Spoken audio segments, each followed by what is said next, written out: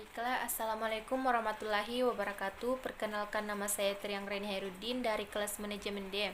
Saya akan menjelaskan sedikit tentang tujuan perusahaan.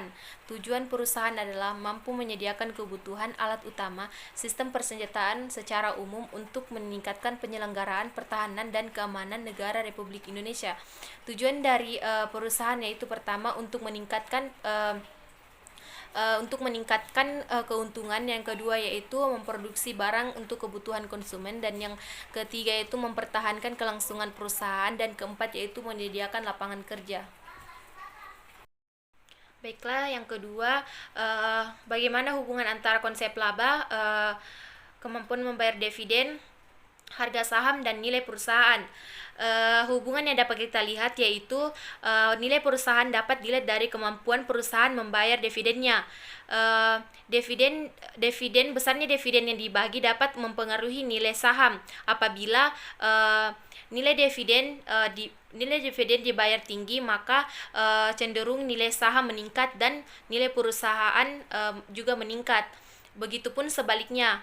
Dengan demikian, dividen yang besar akan meningkatkan nilai perusahaan. Baiklah, yang ketiga, jelaskan hubungan konsep manajemen keuangan dengan fungsi-fungsi manajemen keuangan.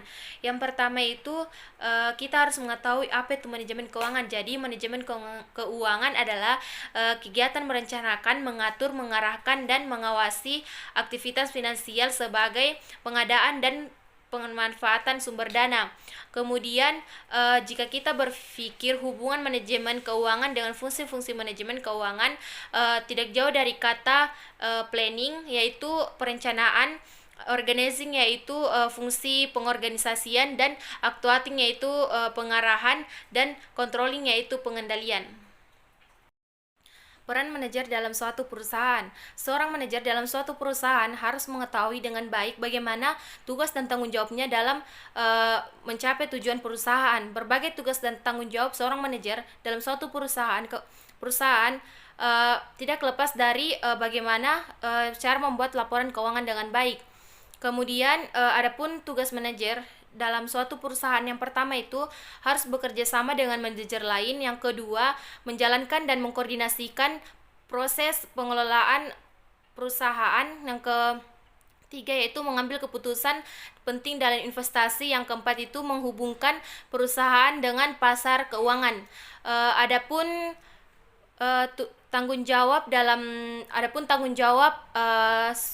manajer dalam perusahaan, yang pertama itu mengkoordinasikan dan mengontrol perencanaan, pelaporan, dan perpajakan suatu perusahaan, dan kedua itu merencanakan dan mengkoordinasikan anggaran perusahaan, yang ketiga yaitu mengelola fungsi akuntansi,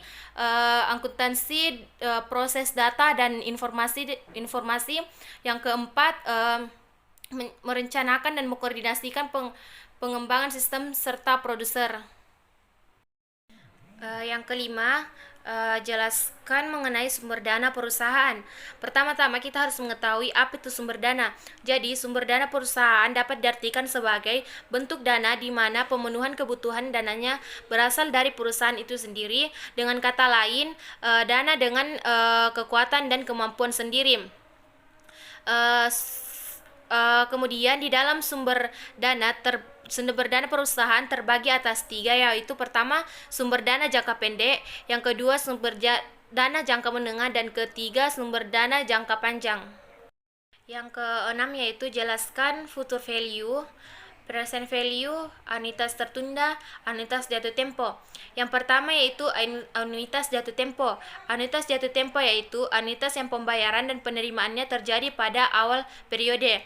Sedangkan anuitas biasa yaitu anuitas yang pembayaran dan penerimaannya terjadi pada akhir periode.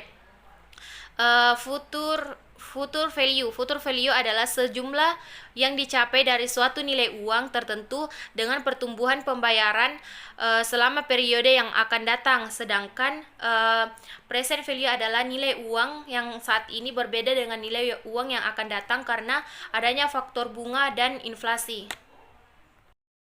Jelaskan penilaian surat berharga, obligasi, dan saham. Baiklah, yang pertama itu obligasi. Obligasi adalah instrumen hutang jangka panjang yang mengindikasikan bahwa sebuah perusahaan telah meminjam sejumlah uang tertentu dan berjanji akan mengembalikannya di masa yang akan datang dengan syarat-syarat yang sudah ditentukan. Kemudian saham. Saham adalah tanda penyertaan atau kepemilikan seseorang atau badan dalam suatu perusahaan atau perseroan tertentu atau perseroan terbatas. Baiklah, sekian dari yang saya jelaskan. Wassalamualaikum warahmatullahi wabarakatuh.